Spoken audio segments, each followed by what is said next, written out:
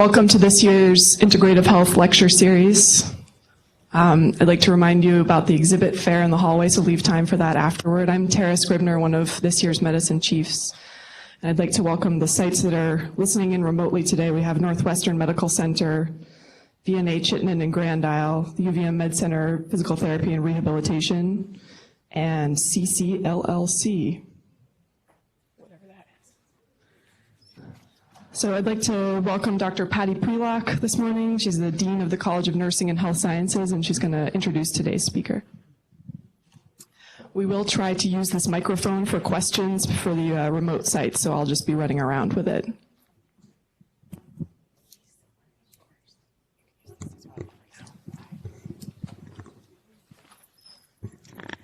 Good morning.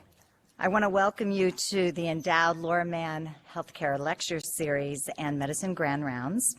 We thought it was important to give you some brief background on Laura Mann. You saw a little slide for those of you who were early for whom this lecture is named. Laura was a home birth midwife, who served her patients with great compassion. When she was diagnosed with stage 4 breast cancer, she learned to thrive by doing something a little different, and that is integrating Western medicine with complementary and alternative medical therapies. She then created a center devoted to promoting the benefits of integrative health care to others. Despite her untimely death, Laura's vision is alive through the Endowed Laura Mann Integrative Healthcare Lecture Series, which brings distinguished leaders like our individual today in integrative health to the University of Vermont. And we try and bring these distinguished leaders who will share practices, research, and innovations in integrative healthcare. The series is sponsored by the University of Vermont College of Nursing and Health Sciences, the Larner College of Medicine, and the University of Vermont Medical Center. Our shared goal is to be an interprofessional service and training site offering patient and family-centered integrative health and wellness, providing an array of healing professionals and, importantly, inspiring the next generation of students. It is my great privilege to introduce you to our fall 2016 Laura Mann Integrative Healthcare Visiting Professor, Dr. Adam Perlman. Dr. Perlman is Associate Vice President for Health and Wellness for the Duke University Health System and Executive Director of Duke Integrative Medicine in Durham, North Carolina. I've had the pleasure of learning a tremendous amount in the areas of both integrative health and leadership from Dr. Perlman through my enrollment in the leadership program in integrative healthcare at Duke University with my colleague and integrative healthcare program manager, Kara Feldman-Hunt. Dr. Perlman serves as the founder and director of that program. Dr. Perlman is a leader in the integrative medicine and health movement. He has been responsible for Duke University's entire health and wellness portfolio, including Duke Integrative Medicine, the Duke Diet, and the Duke Health and Fitness Center. Dr. Perlman is past chair for the Consortium of Academic Health Centers for Integrative Medicine, which is comprised of more than 60 leading academic medical centers from around the country, including the University of Vermont. Prior to his work with Duke University, Dr. Perlman served as Executive Director and Associate Professor of Medicine for the Institute for Complementary and Alternative Medicine at the University of Medicine and Dentistry of New Jersey. There he held the Hunter Doan Endowed Professorship in Complementary and Alternative Medicine and was chair for the Department of Primary Care within the School of Health-Related Professions, overseeing the physician assistant and respiratory care programs. Before I bring Adam to the podium, I want you to know, as a reminder, there is a breakfast and a small exhibit fair highlighting some of our local integrative practitioners in pain management in the concourse following the lecture. I've learned through my training at Duke University that each of us has a dharma, the right action, duty to self, family, others, authenticity, and truth. I can't think of anyone better who represents this than Dr. Adam Perlman. Please join me in welcoming him to University of Vermont. Thank you. Thank you so much. Appreciate it. Well, thank you. Thank you, Patty. Thank you for having me here. I'm from Boston originally, so thank you for the weather, reminding me of my roots. It's good. So I'm going to share at a few times throughout this talk some personal reflections as I put this talk together for all of you, some thoughts about what I think integrative medicine actually is, and kind of a little bit of how I got to where I'm at, and obviously going to talk a lot about pain, but maybe as by way of background. So I was hired after finishing a general medicine research fellowship. I was hired in 1998 to develop one of the earlier hospital-based integrative programs for a healthcare system called St. Barnabas in northern New Jersey. And that was there for a few years and then moved over to what's now Rutgers, but was University of Medicine and Dentistry at the time. And, you know, I sort of developed that program and was building up a practice. And I met quite a bit. The chair of medicine who recruited me was a rheumatologist, Richard Panish, and I was close with my rheumatology colleagues and started meeting with them regularly. And at one point I was in a meeting and they said, you know, and this was probably 15 years ago, so there was no even approved medications to treat fibromyalgia. And they said, and they were pretty busy, it took like 3 months to get in to see them. So they said, why don't we just send all our fibromyalgia to Adam? Which, for those of you chuckling, you understand that it is certainly challenging, although very rewarding also to treat patients with fibromyalgia. But pretty much overnight, the majority of my practice for a period of time was really people, individuals like Sandy, right? This was a very typical patient for me, 38-year-old with neck pain, back, knees, sort of diffuse musculoskeletal, primarily muscle, not joint pain, but also had a whole slew of other issues. Fatigue, sleeping issues, decreased libido, sort of a foggy feeling, what sometimes they say, you know, fibro fog, maybe some irritable bowel with abdominal pain and bloating. And it all began after just a mild, low-speed motor vehicle accident. She had some neck pain never quite got better. Next thing you know, a few months later, the pain's getting more diffuse. And sometime within 6 months to a year after that, someone tells her, all the blood work's negative, the x-rays really aren't all that remarkable, other than a little bit of arthritis in your neck, and you have fibromyalgia. And here she is at, you know, 38 years of age, really not able to function as a nurse, which is something she loves and feels passionate about. And so I learned a lot in treating people like Sandy. Around that same time, Joint Commission actually decided that they would make pain the fifth vital sign, right? And it's interesting, I remember those times. At one point, the Joint Commission inspectors came and they actually wanted to have a private meeting with me. I was like, okay, that's nothing I ever want. But they actually were curious because they were just about to roll this out and they wanted to see how we were using non-medication approaches to deal with pain. And ultimately, as you may be aware, Joint Commission considers complementary modalities as appropriate, some of them as appropriate modalities to treat pain when they sort of assess how an institution is dealing with pain. But, you know, this well-intended, I would suggest to all of you that this well-intended implementation or program to look at pain or consider pain as the fifth vital sign really had, to some degree, unrecognized consequences in that it really has led in some ways or contributed to some of the problems that we're seeing nowadays with pain medications, and in particular opioid pain medications. And that's really because we looked then at pain somewhat like we do hypertension, in that, okay, we've been told we need to do a better job of managing pain. Well, let's measure it on a scale from 0 to 10, and if it's an 8, let's try to get it down to a 2 or a 4 and do the best we can. And if I said to you, okay, here's your goal. You have someone who's in pain, the pain is an 8. I want you to, as quickly as and effectively, move that pain from an 8 to a 2. Really, probably the most effective and best thing you could do is just give that individual the strongest pain pill, right, possible, and then that pain would diminish. Now, if our goal was only to decrease pain, it wouldn't matter that that pain pill might make someone unable to really think straight, may put them at risk for falls, may cause constipation. And in someone like Sandy, someone who already has fogginess, doesn't need to be more foggy. Someone who already has perhaps irritable bowel syndrome doesn't need to add in opioid-induced constipation.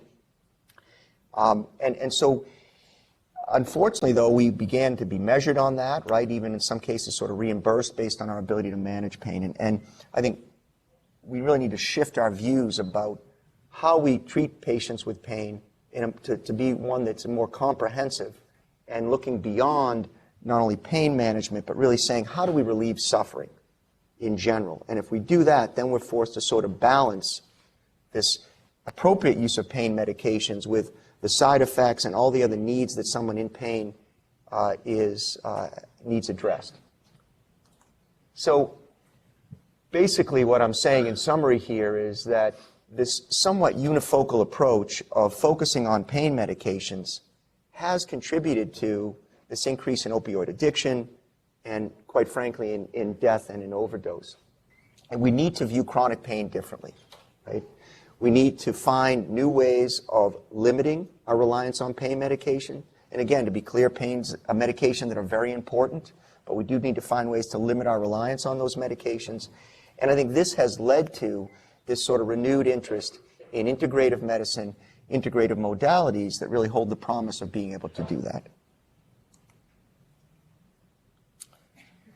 So it's interesting. I mean, when I first decided to go into integrative medicine, and maybe by way of a little more background, I actually got interested in medical school because I was doing martial arts when I was younger.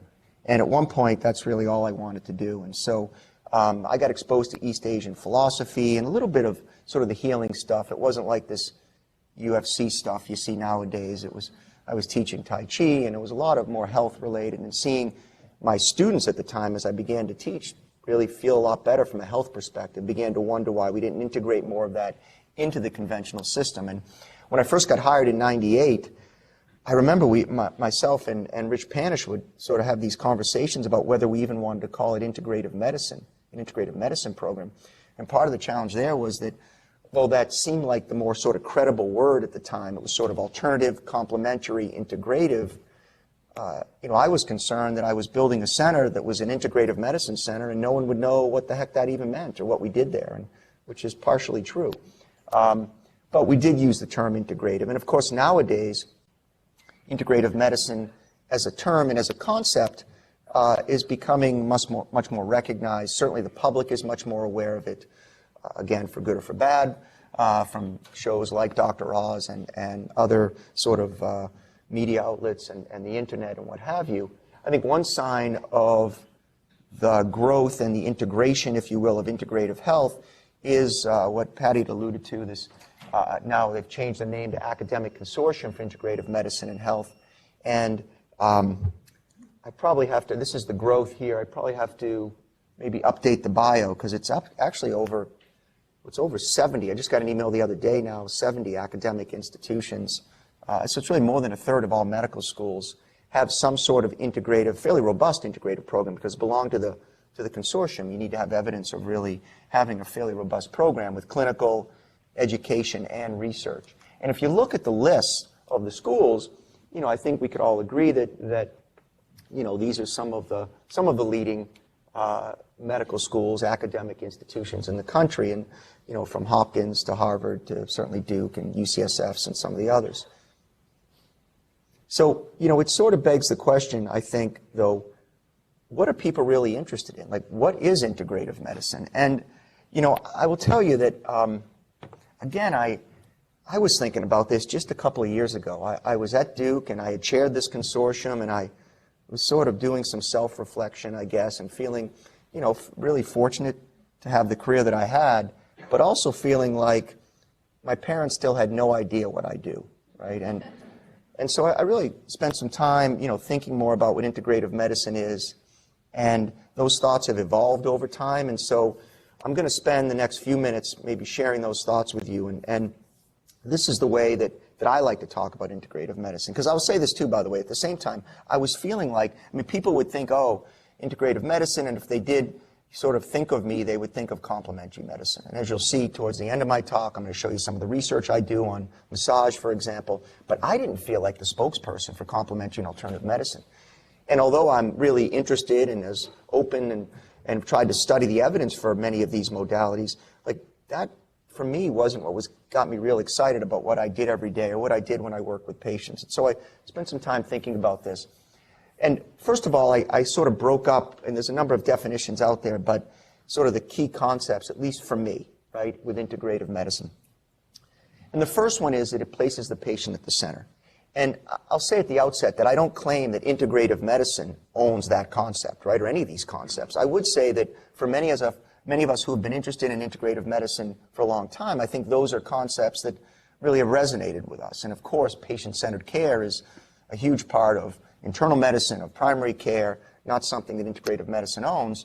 But the concept has been core to integrative medicine, I think, from the get-go, and for individuals that were drawn to that particular space. I do think that when I hear individuals talking about patient-centered or person-centered care, I often feel like I don't know that we're actually talking about the same thing necessarily. It's kind of like when someone says wellness or well-being. You know, what do we really mean by that? So at least for me, what I think it means is when we think about someone like Mike here, you know, we tend to think of him as Mike the diabetic, and you know, our job is to try to get the hemoglobin A1C back into a normal range. But if we're really trying to be patient-centered or person-centered, perhaps in this case, and provide him with that kind of care, in some ways, we certainly have to do that very important task of helping him to get that hemoglobin A1C normal, but we have to look beyond that and not feel like our job is done. Because, and so to some degree, that sort of redefines our view of health and our role in helping Mike to achieve health and well-being in his life. I think to do that, we need to understand what's important to Mike, his values, his goals, the fact that beyond being a diabetic, Mike is someone who likes to play with his dog, that wants energy to be able to play with his young daughter, loves to garden, you know, those sorts of things, wants to be a good husband, a good spouse. And what else would it take, you know, beyond getting that hemoglobin A1C for Mike to be able to achieve those things in his life, right?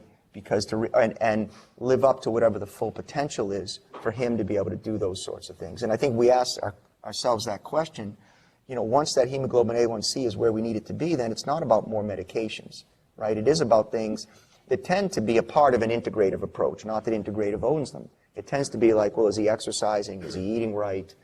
You know, are there perhaps complementary modalities that can help to manage whatever other symptoms he may be dealing with? I think the second point is that it's an inclusive approach. So what do I mean by that? Well, it's the way I like to talk about the inclusiveness of complementary and alternative medicine. And I would say that it really is about trying to take an evidence-based approach to looking at many of the things that are sort of categorized, as complementary and alternative medicine, acupuncture, massage, dietary supplements, those sorts of things. Try to look at the evidence base, understand the evidence base, and understand when it may be appropriate to include or integrate into an overall plan of care those modalities. And certainly, for the second half of the talk, I'm going to spend time sharing some of that evidence with you. But to me, again, when I'm in the office working with a patient, it's not like I sit there and put on my complementary medicine hat and recommend acupuncture and then kind of put on my conventional hat and write for Cymbalta or something. I mean, it's really, you know, just looking and speaking, trying to understand a patient like Mike and what his or her goals may be, and then looking out there and my understanding of the evidence and the modalities available and saying, okay, what's best in this situation? And then finally, at least to me, perhaps the most important thing personally is this idea of a focus on health optimization. I think prevention comes in there, but this idea of really helping people not only to get that hemoglobin A1C or that blood pressure back into a normal range, which is often a baseline that's kind of suboptimal for many people in terms of their overall quality of life, but saying what else can we do as healthcare providers, as a healthcare system perhaps, to really help people to thrive in their lives. Again, I wouldn't claim we own that in integrative health or that integrative health owns that, but it is a concept that, at least for me, is particularly important. I think it fits within sort of an integrative health framework. So with that in mind, I mean, I sort of put together this idea of, you know, maybe the goal with integrative medicine, and I don't know, maybe it's medicine in general, is to implement and assess successful methodologies that transform the health trajectory of the individual, the community, and the healthcare system. So what do I mean by health trajectory? Well, you know, we all have a health trajectory. It kind of begins and ends at the same place. And I would say, you know, certainly for me, I would imagine for many, if not all of us here, we would like this journey to be as long as possible, but we would like quality of life, right, for the majority of that journey, right? I'd like to be as healthy as possible, and then when my time is up, perhaps the last day, kind of dive right in, right? But have that quality of life through the majority, if not all of my life. When we look at various health trajectories within healthcare, it's quite frankly a little bit scary sometimes. So this is some data on what we spend on healthcare. It's a little bit older data, but as we all know, it's sort of just continued this way, compared to other industrialized countries. This is actually the incidence of diabetes. Kind of interesting here. This is actually incident obesity and projected by the Centers for Disease Control. If you look at certain populations, the line levels off a little bit more. But in general, from the Centers, from the CDC, this is sort of where we're going, despite our current efforts.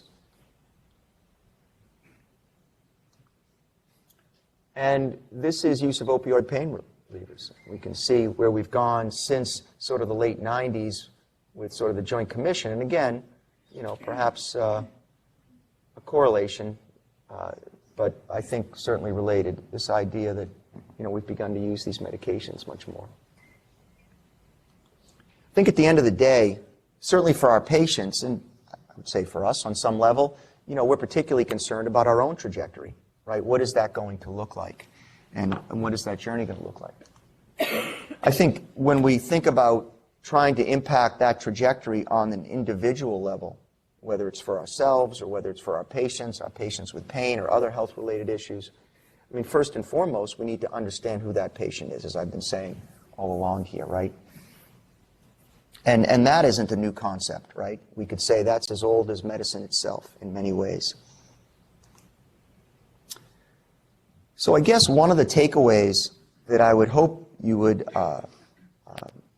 take away today would be integrative medicine is certainly more than just trying to substitute, St. John's wort for Prozac or something of that nature. That it really is about an approach to care that, again, I think is very much in alignment, obviously, with internal medicine, with primary care, with, I think, good care in general, of being sort of person-centered, patient-centered. We tend to use different words that I think where the concepts overlap: comprehensive, whole person, mind, body, spirit. And that's a critical piece of an integrative approach. And I would also share with you that when I was thinking about this, I realized that the story that I told you about being interested from martial arts and this exposed to East Asian philosophy was really only partially true, because again, as I was going through this time of introspection, I guess, and why do I do what I do, I realized that the story wasn't complete. I mean, that the complementary medicine piece was interesting to me, but there was something that wasn't complete. And so, part of the story is that at one point I did only want to just sort of do martial arts. And then my 98, she's now 98, I took this 3 weeks ago, actually. That's my 98-year-old grandmother. She kind of grabbed me probably about 25 years ago and said, go find a different career, Sonny. So that is when I started reflecting on, well, what did I love about martial arts that, and ended up, heading towards the medicine career. Actually, I had to do all my pre-med post-baccalaureate. I was at Tufts at the time, so as a history major, went back and did all the pre-med. And so I had a bit of an aha moment as I was thinking about, well, what was it about martial arts that I really loved that got me into medicine, and how does it connect to where I am today? And when I thought about that, I said to my wife, do you have this picture from a few years ago, many years ago, probably 25 years ago? And she was able to find it, so I'm going to share it all with you now, never before seen. So that's me. I think I must be about 19, because I think I was a first-degree black belt. I'm trying to see. I see one stripe. So why did I want to share this? First of all, I could never do that now. There will be no demonstrations. But if I could do that, I bet you all would be quite impressed, right? If I could say, okay, Patty, hold this board here, and I did some kick, and you saw my leg fall off. The point was more, you know, and that actually isn't a marketable skill, right? I mean, unless I'm going to work for Cirque du Soleil or something, I mean, that's not exactly something that's going to put food on the table. And so what was the point? And the point, what I realized for me, was always about what did it take to get there? How much work, how much determination, you know, if you set your mind to that sort of a goal, what couldn't you achieve? And so that conceptually really resonated with me. And this idea of trying to explore some potential, right, inside of ourselves. And that potential is physical, potential is mental perhaps, perhaps spiritual. And that really resonated with me. And I kind of realized, well, okay, I'm certainly not the first person to think of that or for that to be something that resonated with them. And I realized that I came across an article by Maslow, or an article that referred to him, and obviously I was familiar with what he talked about. I'm sure many of you are. But this idea of sort of human needs and what do we all need and desire, you know, on this earth. And it starts with very, very basic needs, from safety and food and need to reproduce and these sort of things, to a need for love and belonging, and then this next level of sort of fitting in and having esteem, self-esteem, and respect from others, and fitting into the tribe, so to speak. But on the top of the pyramid is this idea of self-actualization, right? This idea of, I think, you know, trying to, and it's a lifelong journey. I don't think you ever kind of reach and say, okay, I've done all I can possibly ever do. But how do we sort of continue to develop and explore some potential inside of ourselves? And then I was sitting and I thought, you know what? There's something above self-actualization, I think. And that's helping others to self-actualize, right? Helping others to find whatever potential exists inside of themselves. And I thought, like, I have just come up with, like, the article. And then I found later that Maslow wrote about that later in his career. So I was like, I didn't read his articles. I came up with that on my own. But it did get me thinking that, you know, and I actually have written an article on this that I've just submitted. We'll see if it gets published. But where I'm arguing that, you know, maybe as healthcare providers, but as a healthcare system, you know, we could see our role a little bit more as helping others to self-actualize. And when you think about population health, for example, you know, rather than just doing a lot better job of managing hemoglobin A1Cs and blood pressures and identifying the risk within certain populations, maybe we could look at that from the perspective of how do we help those populations or that individual to truly thrive, right? Whatever potential is inside of perhaps that population, but let's say on the individual level. And it's not that we should all be able to run marathons or you know, ski down one of the mountains around here, but what is the potential inside of that individual? What's the potential inside of Sandy, right, my patient? You know, maybe I can't ever get her to a place to be pain-free, because in dealing with patients with chronic pain, that is often not an attainable goal. But maybe we can get her back to being a nurse again, which was really part of how she identified who she was.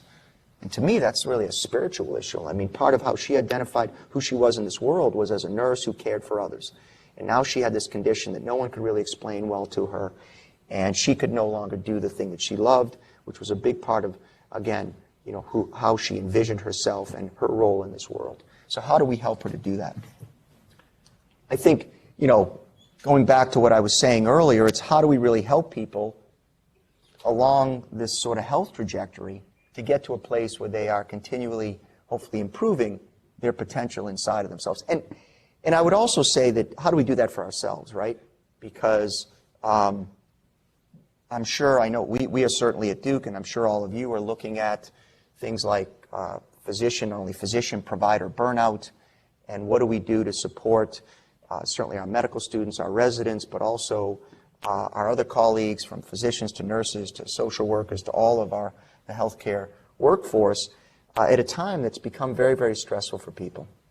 And you know, if we look at that as, well, you're anxious, here's a pill, or, you know, even you're stressed, you know, here's a class you can take, I think we're kind of missing the mark. I think if we look at it from, you know, we have needs to be able to support people physically, mentally, spiritually. What can we do to come together and support and help people along this trajectory? You know, I think we have a better chance of really coming up with a solution that really helps all of us to thrive. There's a lot of things that need to be thought about. And maybe as a healthcare system, we can't even provide all of this. I mean, I think part of the solution is better partnering with other organizations and others within our world that maybe have better expertise in some of the areas, and even in some cases with things like access with our politicians. Obviously, you've just made a big change here in Vermont related to access and your insurance. But I think, again, I've tried to put a few things. We could probably talk about this and come up with others. Awareness is a big one, right? Because you can be doing everything right, eating well, doing it all, and you're looking at your text message and you walk in front of the bus. That's probably not going to do a good thing for your health trajectory, right? So, we see that a lot now. Interesting, kind of disturbing thing I saw in the news yesterday about safety within school zones, and like some really scary statistics. It was like 5 kids a week get killed within a school zone, and then they showed all these children and teens sort of walking across the street, looking at text messages and things like that. So, there's a lot we need to do as we come together. The piece on this trajectory that I'm now going to focus on for the next 15 or 20 minutes, try to leave some time at the end for questions, is, of course, complementary medicine and the role that has in impacting the health trajectory of someone, and particularly someone who has pain. And I'm going to focus on sort of 3 main areas. And I could have talked about a lot. There's a lot of evidence out there for various modalities. I'm not going to spend much time talking about things like energy medicine, Reiki, healing touch. And I'm not going to talk a lot about dietary supplements, but I'm going to talk about what I consider to be sort of the 3 biggies. And when we think about, and I think about some of the work we're doing now to integrate more integrative health into the hospital setting, because we have a freestanding integrative medicine center, which I'll show you a picture of at the very end of this talk. So we do a lot of outpatient, but we're now looking at our inpatient side and what we want to do there. And these are the 3 that we're focusing on. And I think probably have the strongest evidence base. Maybe a few dietary supplements also have some interesting evidence, but strongest evidence base and potential impact. But certainly there are many other things. So first of all, acupuncture. Some of you may be fairly familiar with acupuncture, but it's, how many have ever had acupuncture? So maybe a little less than half. Okay, so, it's sterile, disposable needles. It's really quite safe. I mean, there certainly can be side effects. I mean, the most common one that I have seen, which is still quite uncommon, is probably a transient lightheadedness, particularly in a little bit older individuals. Usually they just rest a little bit and they feel fine. There's certainly reports in the literature of more serious side effects like pneumothorax, and those are usually either a long time ago or in other countries where they use needles that are like this long. We don't usually do that in the U.S. Or transmission of hepatitis, things like that. And again, that's typically where there are other countries or at times when they weren't using sort of sterile disposable needles. But nowadays, quite safe. Licensed provider. And it's interesting. I mean, I think our understanding of acupuncture has grown. I think from a traditional Chinese medicine perspective, it's more about flow of energy in the body, which could be called qi or qi. And actually, much of Chinese medicine, much of many other healing traditions like Ayurveda is about trying to sort of restore a healthy flow of energy in the body, really balance to the body. And acupuncture is put along various points along the body, along these channels called meridians. There's 12 meridians. I'm not an acupuncturist, but I'm sharing my understanding of it. And wouldn't know where to put the needles, but I actually have spent quite some amount of time studying the literature and trying to understand from the research perspective. From a Western perspective, we actually have come to understand a number of interesting effects from acupuncture. Certainly from a pain perspective, there's effects on the endorphins and enkephalin system. It does lead to a release of more anti-inflammatory prostaglandins and cytokines. There is effects on neurotransmitters such as dopamine and serotonin, and an overall sort of enhancement and effect on the immune system. There's been numerous studies on acupuncture. This study from 2009, again, I tried to pick some that I felt had better methodology. Some of the stronger studies is from Dan Churkin and his group at Puget Sound, I believe. 10 treatments over 7 weeks. That's also important, too. I think, sometimes someone's trying acupuncture or whatnot, they'll say, oh, I went and I had 2 or 3 acupuncture appointments and it really didn't seem to help. And what I'll always explain is, from what I've seen, acupuncture is more like, let's say, an antidepressant, right? I mean, if you're depressed, you can't take one Zoloft and say, well, I still don't feel better, right? I mean, it's going to take 4 to 6 weeks to really reach, full therapeutic effect. And with acupuncture, what I typically say is to my patients is 10 treatments. I mean, you could say 8 to 10, but by 10, because you really want to know when to cut it off. I mean, how long is enough already, right? And so usually for me, by 10 treatments, it's either made, a noticeable improvement or it hasn't, and then we can take it off the list. But if someone says, oh, I've tried acupuncture, I had 3 visits, then I'm not really sure. And in fact, sometimes you can see people get a little worse before they get better, like around visit 5 or 6. The acupuncturist would say that's not a bad thing. It's obviously doing something, right? And then you have to kind of hang in there. So sometimes I'll tell my patients, if the headache's getting a little bit worse, try to hang in there. And, usually that means, just a few more treatments, you're going to see some improvement. What this study points out, though, that I want to point out to you is some of the challenges methodologically in studying acupuncture. So one of the big debates from a methodologic perspective is how do you actually dose the acupuncture, actually give the acupuncture? So there's individualized, standardized, and then sort of simulated. And we use some different words for this. But the way acupuncture is typically given by an acupuncturist is they will assess you and then decide where the needle should go. But if they were treating, 5 people with chronic low back pain in a row, there would be probably a fair amount of overlap, but they wouldn't use the needles in the exact same places for all 5 people, because the way that they would assess someone with low back pain or whatever is different. And so whereas in our studies we could say, okay, you have low back pain, you get the drug or you get the placebo. So what we try to do sometimes methodologically to make things a little more comparable and standardized is we use standardized acupuncture. So we tell the acupuncturist, you're going to be getting, in the study, you're going to be getting patients with low back pain, and here are the 10 points that you're to use, right? Which are maybe the most common ones that an acupuncturist would use, but of course, it doesn't really reflect what would happen in the real world. And so that gets debated as, well, you're sort of potentially kind of undermining some of the efficacy. And then, of course, how do we do placebo, right? How do we do sham acupuncture or simulated acupuncture? And there's many different ways that gets done. There's a needle that's been invented that the tip actually retracts so you don't actually puncture the skin. Sometimes they just use something that touches the point. The person is blindfolded, again, without touching the skin. There's sort of different ways to do it. The other thing that's controversial is they'll put the needle in places that don't correspond to acupuncture points, right? So I said the points go along these meridians. What if we just put it an inch to the left or to the right? And again, people have debated, well, we don't know what that does, though, exactly, right? So kind of interesting. But so in this particular study, this points out some of the challenges where if you look at the results here, and there's individualized, standardized, simulated, then usual care, but the results show that at 8 weeks, basically, that the real, or the, and the simulated acupuncture groups, but real being individualized or standardized, and the simulated, the fake, was better than usual care. So people have been very concerned about strong placebo effect. How do we really design these programs effectively? And it's become somewhat challenging. That being said, I'm going to show you some more current literature that would really suggest that there's something going on here clearly beyond placebo effect.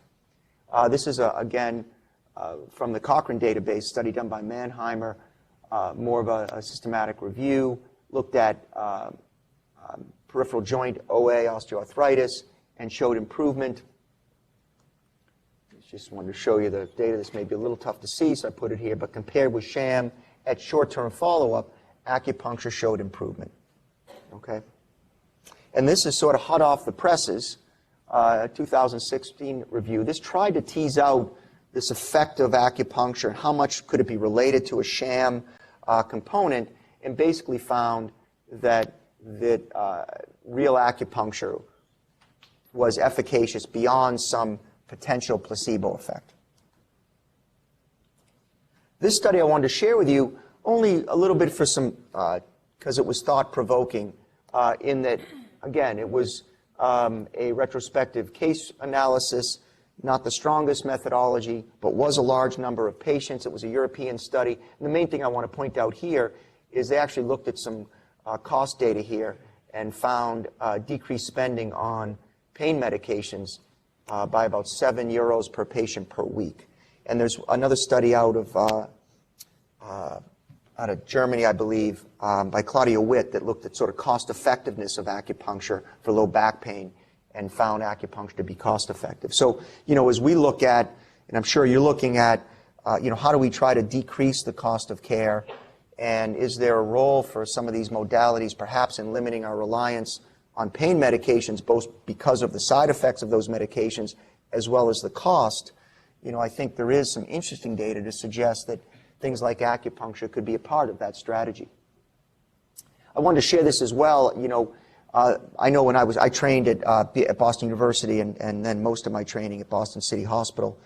And even back then, I remember hearing that what was primarily a heroin clinic used acupuncture as a part of their overall treatment. And acupuncture has been fairly well studied within addiction medicine for a number of things, including helping to get people off of both drugs, whether they are prescribed or street drugs, and reducing some symptoms of withdrawal, and again, as an adjunct to an overall approach. They also have studied not only plain acupuncture, but electroacupuncture, which in certain instances, there's some data suggesting can be more effective. So I just wanted to point that out. Sometimes what an acupuncturist will do is put these electrodes to just sort of stimulate the needles with a very light electrical stimulation that's felt to sort of more penetrate into the acupuncture point. And of course, when we start getting into things like putting electrical impulses on people's skin, we need to be aware of things like, do they have implantable devices and those sorts of things. So again, acupuncture being relatively safe, but there's always potential contraindications and things to be aware of. Just as a summary here, acupuncture has been studied for many, many things. I couldn't summarize all of the literature for you. These were just a few of the conditions that have pain associated with them. I would say from a quality and volume of the literature perspective, probably the first two, and maybe fibromyalgia coming in a close third, have been probably the best studied, although really interesting studies on headaches and other things as well. What about mind-body medicine? I'm going to pick up the pace a little bit so I leave some time for questions. There's a lot of things that fall under the bucket of mind-body medicine.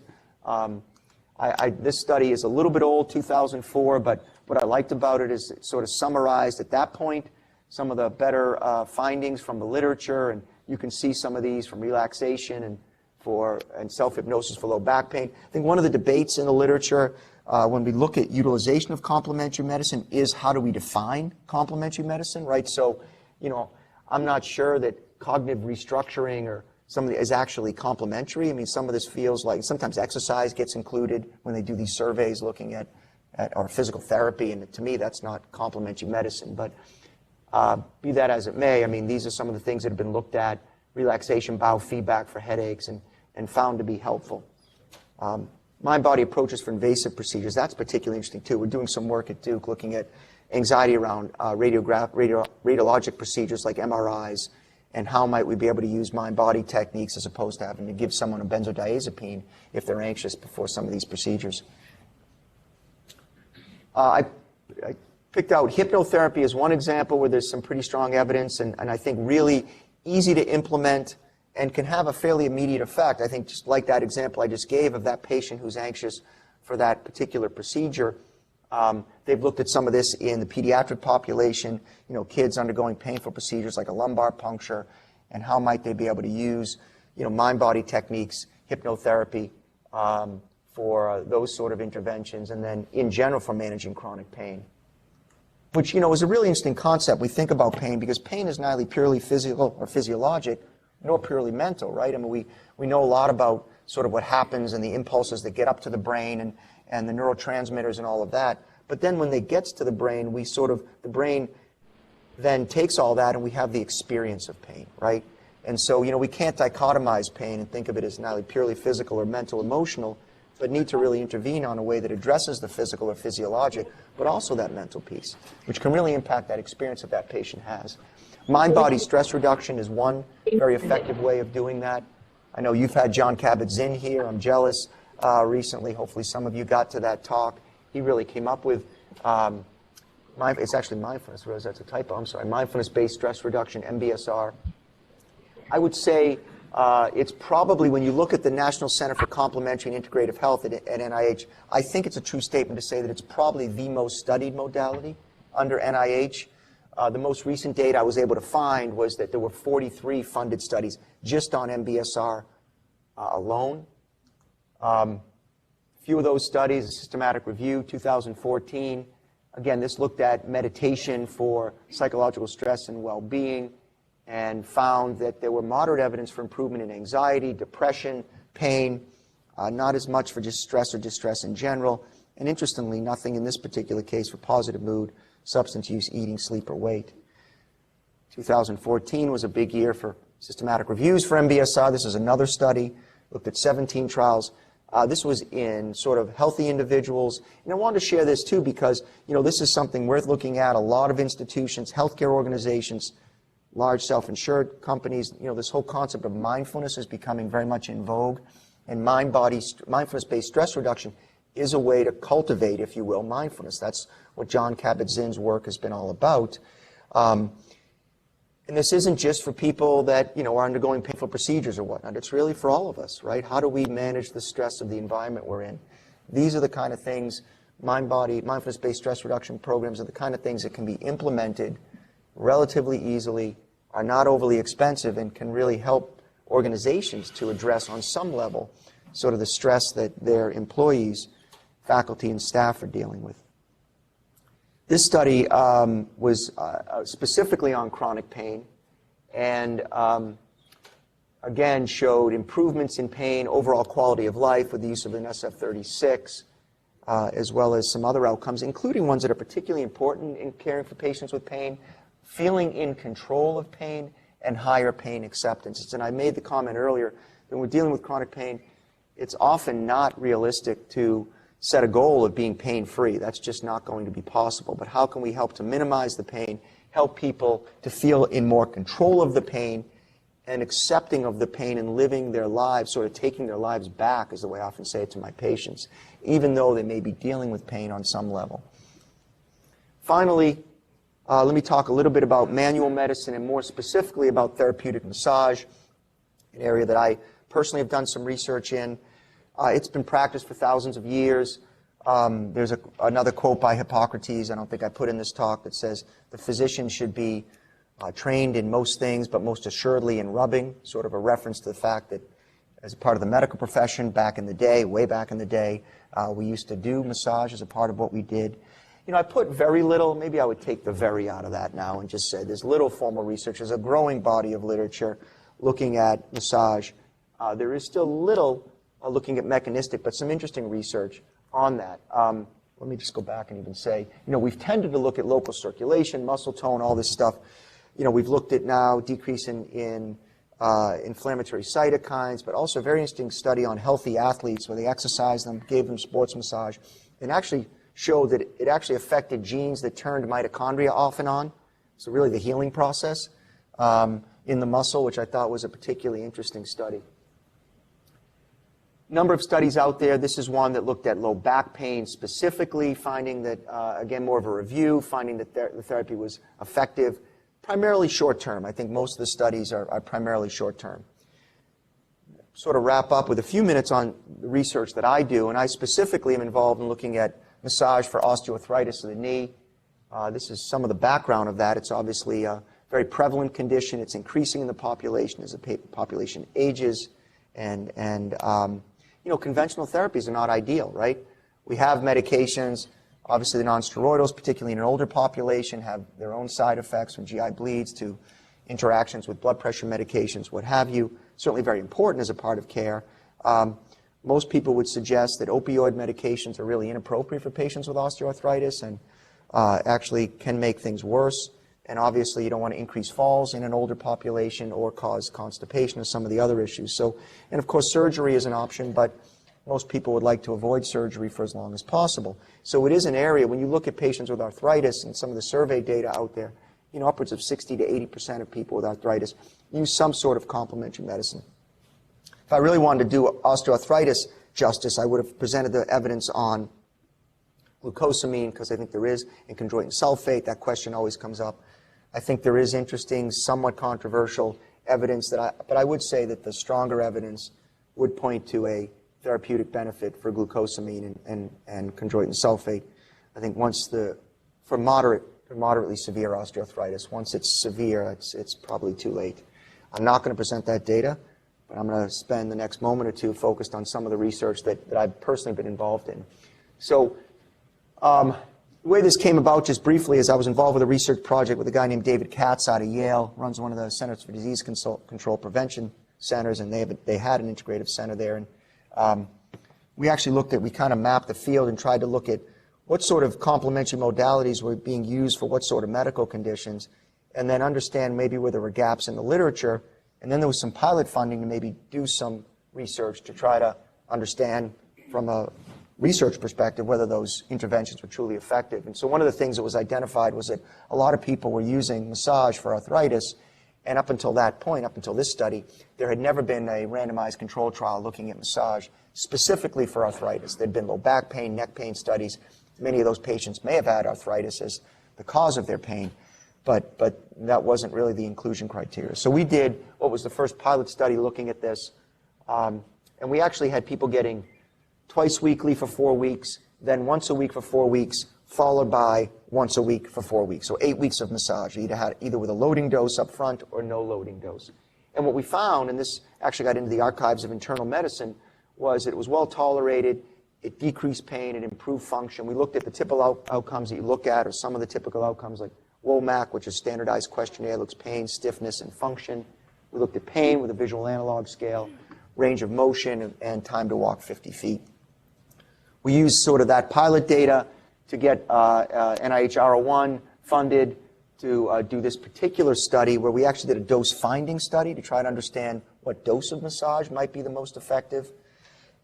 We varied the dose, 30 minutes once a week, 30 minutes with this sort of bi-weekly, and then once a week, and then 60s. So if you look at it here, kind of the overall total load of the massage differed by minutes here.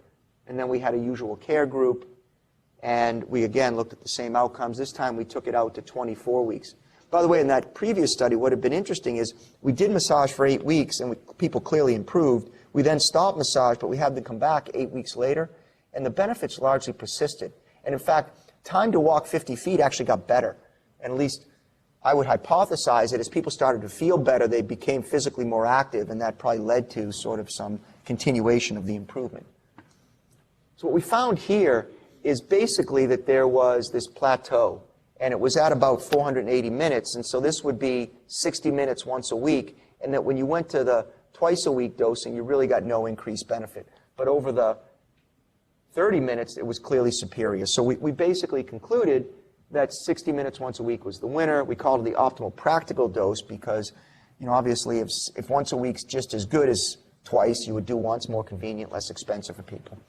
And then we put that into the next study that we did, which is technically a phase 2B efficacy trial that we've just finished, where what we did here was we had the massage and this control group, this called a light touch, sort of a placebo intervention.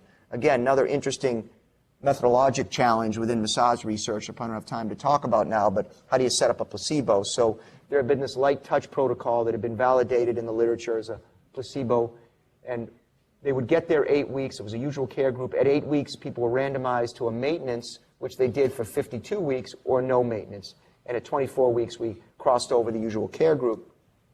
Basically, at this point now confirming, and I think I can say fairly definitively, that massage at 8 weeks helps people with osteoarthritis in the knee. We now have 3 studies that have confirmed that. And here's the data on that. Massage was better than light touch, usual care. Massage better than light touch. Within group, say that again. The massage group improved. These 2 groups did not improve in a statistically significant way. Massage was better than light touch. Massage was better than usual care. No difference between the 2 here. Unfortunately, and we're still trying to fully understand this, everyone got better by 52 weeks. Was there some sort of Hawthorne effect here, people being involved? As someone has suggested to me, when you have pain and you just are more engaged, which being in a study may have done. You become more aware of self-care. At least in the paper, which is almost done, I'm arguing at least there's an opportunity cost, a benefit to being better quickly in 8 weeks, even if at the end of 52.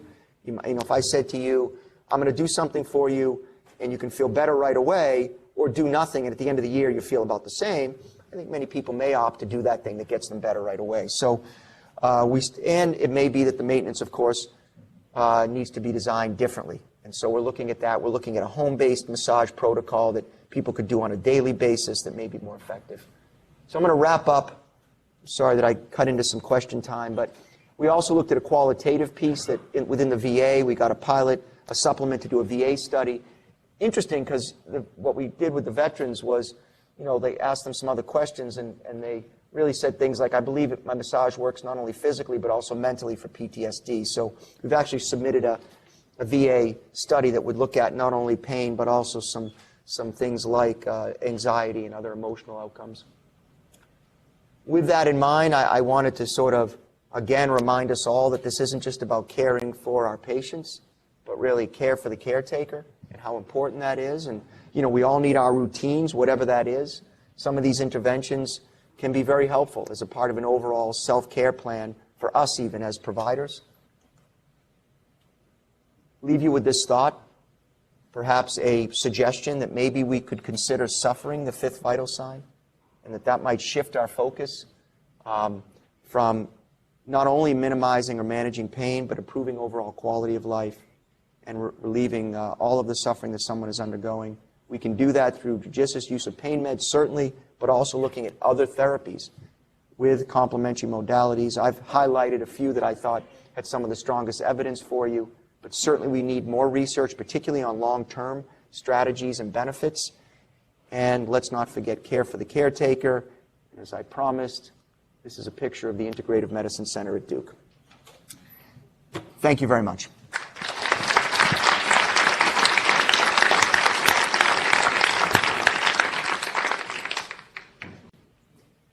This one up front there. What are some of the barriers that you've had to overcome in order to get some of these therapies integrated into Duke? So do you have another hour? So, you know, there are numerous barriers. I think the barriers have shifted. You asked about Duke, but remember, I started doing this in '98. And I would say then the barrier was a lot of resistance around lack of evidence or perception of lack of evidence. So I would hear, well, where's the evidence for all this stuff? And a lot of times that was, you know, we just weren't, because we didn't get a lot of that in medical school, a lot of the physicians that were saying that to me just weren't familiar with the evidence, but there was limited evidence. I would say over the last 20 years, that evidence base has grown not only in volume, but in quality of the studies out there. And I hear that much less nowadays. I really don't hear it much at all. The challenges now are more around how do we afford to do this? You know, what's the sort of value proposition? You know, and I think people are very open to it. You know, sort of administrative leaders, clinical leaders are more open. Okay, I'm open to integrating some of these things into the hospital, but who's going to pay for that? What's that going to look like? And I think all of us that are doing this within our institutions are, you know, working our way through some of those particular challenges. In certain instances, you know, you can charge the patient. In other instances and in certain states, there is insurance coverage.